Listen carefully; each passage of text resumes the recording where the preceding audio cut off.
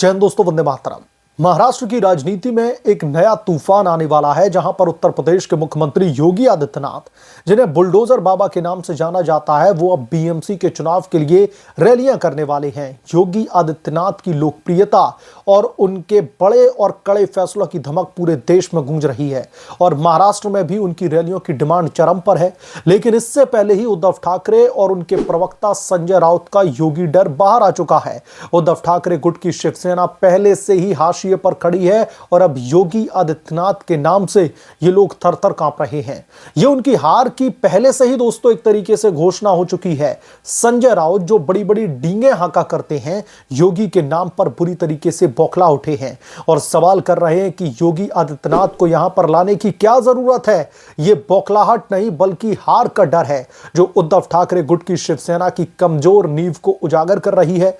योगी बाबा की एंट्री महाराष्ट्र की राजनीति को बदलने वाली है, जहां पर अपराधियों और भ्रष्टाचारियों पर बुलडोजर चलाने वाला नेता मुंबई की नई दिशा देगा। एक तरीके से बीएमसी के चुनाव दोस्तों 2026 में होने वाले हैं और यह मुंबई की सत्ता के लिए बेहद ही निर्णायक जंग होती है। महाराष्ट्र में महायुति सरकार सत्ता में है और भारतीय जनता पार्टी शिवसेना यानी कि शिंदे गुट की जोड़ी मुंबई को विकास की नई ऊंचाइयों पर ले जाने का दावा कर रही है। लेकिन विपक्ष में बैठी उद्धव ठाकरे की शिवसेना पहले ही विधानसभा के चुनाव में करारी हार झेल चुकी है और अब बीएमसी में भी उनकी हालत पतली है। ऐसे में भारतीय जनता पार्टी ने योगी आदित्यनाथ को रैलियों के लिए आमंत्रित करने की योजना बनाई है, क्योंकि योगी बाबा की छवि अपराध मुक्त शासन, बुलडोजर एक्शन और हिंदुत्व की मजबूत आवाज मतदाताओं को बेहद ही आकर्षित करती है। उत्तर प्रदेश में योगी ने माफियाओं के अवैध निर्माणों पर बुलडोजर चला करके कानून का राज कायम किया और अब मुंबई में भी ऐसी ही शक्ति की जरूरत है जहां पर भ्रष्टाचार और गुंडागर्दी चरम पर हो। उत्तर प्रदेश में जिस तरीके से योगी की लोकप्रियता है और बीजेपी उस लोकप्रियता को महाराष्ट्र में भी यूटिलाइज करना चाहती है, जो ठाकरे और संजय राउत के लिए अब गले की फांस बन रही है। उद्धव ठाकरे और संजय राउत को योगी की ये एंट्री बिल्कुल भी हजम नहीं हो रही है।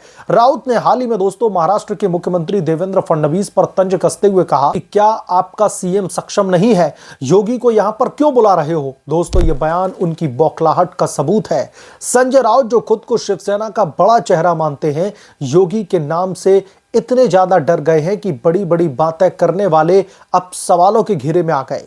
उद्धव ठाकरे की पार्टी पहले ही राज ठाकरे के एमएनएस से गठबंधन की कोशिश में लगी है, लेकिन योगी आदित्यनाथ की एंट्री ने उनकी सारी योजनाओं पर पानी फेर दिया है। दोस्तों ये डर इसलिए भी है क्योंकि योगी बाबा की रैलियां मुंबई के हिंदू मतदाताओं को एकजुट करेंगी और शिवसेना जो उद्धव ठाकरे गुट की है उसका वोट बैंक छिटक जाएगा। उद्धव ठाकरे जो कभी महाराष्ट्र के मुख्यमंत्री थे, अब अपनी पार्टी को बचाने की जद्दोजहद में लगे हुए हैं। विधानसभा के चुनाव में हार के बाद में बीएमसी उनके लिए अब आखिरी मौका है, लेकिन योगी आदित्यनाथ की एंट्री ने उनकी नींद उड़ा दी है। हिंदुत्व की असली वारिस होने का दावा करती रही उद्धव ठाकरे गुट की शिवसेना, लेकिन योगी बाबा की सख्त हिंदुत्व वाली छवि के सामने वो बौने साबित हो रहे हैं। ठाकरे परिवार की एकता की कोशिशें, राज ठाकरे के साथ में गठबंधन भी योगी आदित्यनाथ के तूफान में उड़ जाएगा।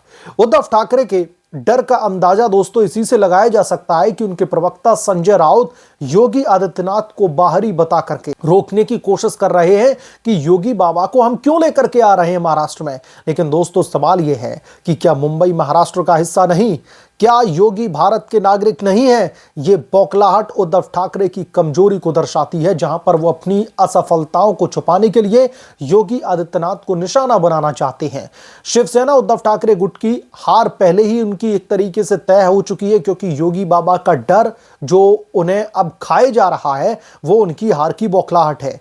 योगी आदित्यनाथ के नाम से थर-थर कांपना उनकी अंतिम सांसों का संकेत है। राजनीतिक तौर पर मुंबई में महाराष्ट्र अवैध निर्माण और गुंडागर्दी पर योगी का बुलडोजर चलेगा। उद्धव ठाकरे की पार्टी जो तुष्टीकरण की राजनीति में डूबी है, इसका सामना कर नहीं पाएगी। उद्धव ठाकरे परिवार की मातोश्री अब दरअसल डर के साए में है, जहां पर योगी बाबा की धमक हर कोने में गूंज रही है। संजय राउत, शिवसेना यूबीटी के सांसद और प्रवक्ता जो मीडिया में बड़ी बड़ी डींगे मारते हैं, योगी आदित्यनाथ के नाम से बौखला उठे हैं। संजय राउत ने फडणवीस पर तंज कसते हुए कहा कि पीएम और योगी को क्यों बुला रहे हो आप महाराष्ट्र में? क्या महाराष्ट्र में कोई नेता नहीं बचा है? यह बयान उनकी हताशा का प्रमाण है। भारतीय जनता पार्टी कोई भी चुनाव लड़ती है, वो प्रधानमंत्री पद से लेकर के छोटे से छोटा कार्यकर्ता पूरी ताकत झोंकता है। संजय राउत जो खुद को शेर बताते फिरते हैं, योगी बाबा के सामने चूहे की तरह सिकुड़ गए हैं। उनकी ये बौखलाहट इसलिए है क्योंकि योगी आदित्यनाथ की रैलियां बीएमसी चुनाव में बीजेपी महायुति को भारी बढ़त देंगी और संजय राउत की डींगे अब खोखली साबित हो रही हैं। वो योगी आदित्यनाथ को रोकने की बात करते हैं, लेकिन सच्चाई तो दोस्तों यह है कि योगी की लोकप्रियता उनके जैसे नेताओं से कहीं ऊपर है। संजय राउत की यह हरकत शिवसेना यूबीटी की कमजोर रणनीति को उजागर करती है। वो गुजरातियों पर आरोप लगाते हैं, लेकिन खुद योगी को बाहरी बताकर के अपनी संकीर्ण सोच दिखा रहे हैं। योगी बाबा की एंट्री मुंबई को अपराध मुक्त बनाने की दिशा में कदम है, लेकिन संजय राउत जैसे लोग इसे राजनीतिक साजिश बता रहे हैं। उनकी बौखलाहट से साफ है कि बीएमसी के चुनाव में शिवसेना यूबीटी की हार तय है। योगी आदित्यनाथ की बुलडोजर बाबा वाली छवि पूरे देश में चर्चित है। यूपी में उन्होंने माफियाओं के अवैध साम्राज्य को नेस्ता नाबूद किया और अब महाराष्ट्र में भी योगी बाबा के इस बुलडोजर मॉडल को अप्लाई करने की जरूरत है। बीएमसी के चुनाव में योगी की रैलियां हिंदुत्व, विकास और कानून व्यवस्था पर केंद्रित होंगी, जो मुंबई वासियों की अपेक्षाओं से मेल खाती हैं। उनकी डिमांड इसलिए भी है क्योंकि वो सिर्फ बातें नहीं करते बल्कि एक्शन भी लेते हैं। आज जो हिंदूवादी नेता अपने आप को उद्धव ठाकरे बताते थे, वो योगी बाबा के सामने बौना फील कर रहे हैं। उद्धव और राउत का डर इसी एक्शन से है क्योंकि उनकी पार्टी में ऐसा कोई भी नेता नहीं जो योगी की बराबरी कर सके। योगी आदित्यनाथ का महाराष्ट्र दौरा बीएमसी चुनावों को निर्णायक मोड़ देगा। उद्धव ठाकरे, संजय राउत की बौखलाहट उनकी हार की पूर्व सूचना है। ठाकरे परिवार की पार्टी हाशिए पर है और योगी आदित्यनाथ के नाम से कांपना उनकी कमजोरी को दर्शाता है। अब दोस्तों यहां पर मैं एक और दिलचस्प बात आपके साथ में जो है डिस्कस करना चाहता हूं। उद्धव ठाकरे जो कभी हिंदुत्ववादी एक बहुत बड़े नेता माने जाते थे, उद्धव ठाकरे जिन्होंने बाला साहेब ठाकरे की जो है लेगेसी को आगे बढ़ाने के लिए उनके कंधों पर जिम्मेदारी थी, लेकिन उद्धव ठाकरे ने ऐसे लोगों के साथ में गठजोड़ किया जिनकी विचारधारा बाला साहेब ठाकरे से ठीक उलट है। आज भी महाराष्ट्र के मराठी जो बाला साहेब ठाकरे को पूजा करते थे, जो बाला साहेब ठाकरे को अपना सब कुछ मानते थे, हिंदुत्व का सबसे बड़ा नेता मानते थे, लेकिन उद्धव ठाकरे ने अपनी नैतिकताओं को खूंटी पर टांग करके हिंदुत्व की विचारधारा को कहीं ना कहीं एक तरीके से हल्का कर दिया है। आज शिवसेना की विचारधारा में उद्धव गुट की बात कर रहा हूं, आज शिवसेना की विचारधारा उतनी ज्यादा जो है मजबूत नहीं रही है जो बाला साहेब ठाकरे के समय हुआ करती थी। बाला साहेब ठाकरे को एक कट्टरवादी हिंदू नेता माना जाता था। बाला साहेब ठाकरे के सामने कोई भी हिम्मत नहीं जुटा पाता था कि हिंदुओं के खिलाफ में कोई भी पॉलिटिकल पार्टी ऐसे बयान दे दे, कोई भी नेता उनके साथ में अगर गठजोड़ में आ जाए और यह बयान दे दे। लेकिन उद्धव ठाकरे ने क्या किया? बाला साहेब ठाकरे की उस लेगेसी को मिट्टी में मिला दिया। उद्धव ठाकरे ने ऐसे लोगों के साथ में गठजोड़ किया है जिनकी विचारधारा ही मुस्लिम तुष्टीकरण की राजनीति पर टिकी है।